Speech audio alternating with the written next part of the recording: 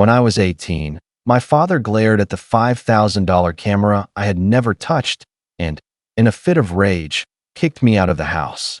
The wind cut like knives across my face, snowflakes landing on my shoulders as I dragged my suitcase through the streets. Behind me stood the house I once thought was warm. 5 years later, I realized the lies weren't just from my father or mother, but even from my sister. And I had been the scapegoat all along. The Christmas lights blinked mockingly, highlighting my absence. My mother, Karen, sat in the corner of the sofa, head down, silent. My sister, Sophie, stood at the top of the staircase, her gaze cold, like she was watching a play unfold. My father, Richard, struck with authority. "Get out, Ethan, and never come back." I took a deep breath of the freezing air and left that place called home. At that moment, I understood a true home didn't exist. For the first few days, I was almost homeless, wandering the streets. The night wind cut my skin like knives, every breath burning. A friend's couch offered temporary refuge, but nothing permanent. I had hoped my parents would regret their actions, that they would realize their mistake. But reality was cruel. My father always towering, my mother always silent, Sophie always in control, and I just a shadow they ignored. Countless times, I struggled with myself. Should I confront my father? Should I scream that I was innocent? Every time, I felt powerless. So, I chose to channel my energy into myself, to survive, and to grow strong.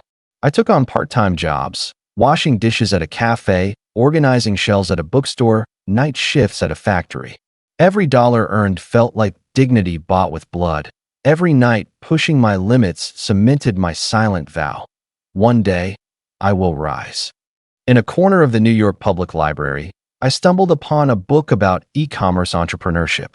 The strategies between its pages lit a path through my darkness. For the first time, I realized life could be controlled by my own hands. I started teaching myself online marketing, product management, and customer psychology. At night, I curled up in my small apartment with my laptop, jotting down every idea. By day, I hustled through the city streets, working part-time to make ends meet. Every failure made me tougher. Every tiny success gave me hope. I launched my small e-commerce platform. At first, sales were minimal, one order a day, sometimes none for days, but I learned to persist, analyze data, and optimize strategies. Along the way, I met kindred spirits. Lena, a girl with an uncanny instinct for social media.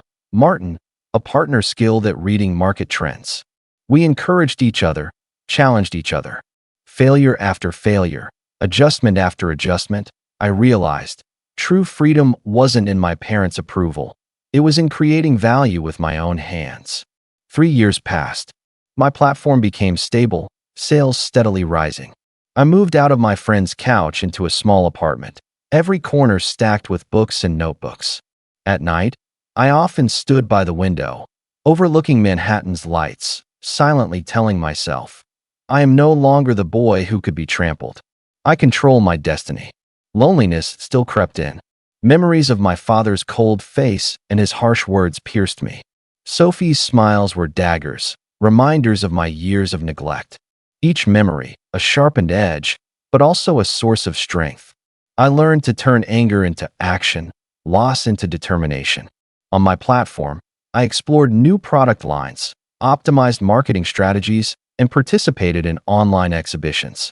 Every order, every customer compliment, gave me a sense of control and self-worth. For years of persistence had not only built my career, but also rebuilt my self-identity. 5 years later, a phone call hit me like thunder. Grandpa's voice, still raspy but firm. Ethan, I need you to come home. There are family matters to handle. The streets I walked felt familiar, yet strange. Familiar coffee shops, familiar shop windows, but the icy memories of home resurfaced. A mix of anxiety, vigilance, and years of being wronged flooded my chest. At home, Richard still towered above all, brows furrowed, assessing my return. Karen avoided my gaze. Sophie stood like an audience, arms crossed, eyes flashing impatience. Grandpa spoke slowly. Ethan, it's time you know the truth. The room went silent, thick with tension. I held my breath, reminding myself, no matter what, stay calm. That camera, you didn't take it, Grandpa said, voice steady. Sophie did. Karen went pale, fingers clutching the sofa's edge. Richard's hands trembled as though reality slipped away. Sophie's eyes widened, disbelief frozen on her face. I inhaled deeply, recalling 4 years of suffering. Father's scolding, mother's neglect, sister's mocking. I remembered that freezing night, standing in the snow, forcing back tears. Rage, grief, and loneliness surged at once. Ethan, my mother's voice quavered. We always thought I stole it. I cut her off, voice cold. For years of misunderstanding and blame cannot be erased with a single thought. Sophie looked down, fingers twisting her sleeve like a punished child. Spoiled and controlling since childhood, her lies were finally exposed. I turned to my father, calm but piercing. Do you realize what I went through? You thought I was just a kicked-out kid, but I learned independence. I learned perseverance. I don't need your approval or Sophie's victory. Richard's eyes flickered with doubt, but avoided mine. Karen lowered her head, tears brimming, speechless. This moment wasn't just about exposing lies. It was my declaration against the past. I was no longer a puppet. I had my own value. Sophie tried to explain. Ethan, you're misunderstanding. I shook my head. Enough, Sophie. I don't need your excuses. True revenge isn't about words. It's about living stronger than before. For years of struggle, growth, and resilience were my ultimate revenge. I walked to the window, snowflakes falling on my shoulders, city lights reflecting in my eyes. Cold, lonely, and wronged past, all ignited into a flame within me.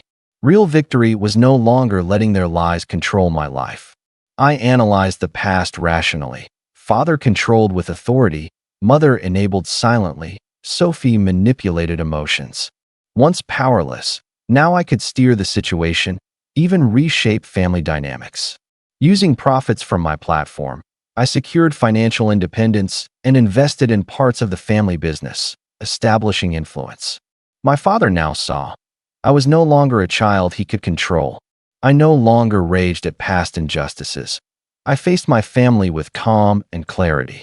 Every interaction demonstrated my growth and independence. Parents and Sophie could no longer manipulate me. This was the most powerful revenge. True strength lies not only in victory, but in controlling the mind. I chose forgiveness, not weakness, but a strategy to free myself, focus on the future. That night, I sat at my desk, fingers tapping the notebook. Snow fell outside, softly covering old scars. Inside, I felt clarity. I had finally taken control of my destiny. Back at the company, I stood in the top-floor office, overlooking the city. Snow drifted quietly, streets were still. Warmth and resolve rose inside me. My platform expanded steadily. The team operated efficiently. Every decision was made with confidence. Once lonely, lost, and helpless, now I, Ethan, was independent, resilient, and purposeful. Family betrayals and past pain became my driving force. I learned both discipline and forgiveness. No longer suffering from past injustice, I appreciated the darkness that revealed my strength.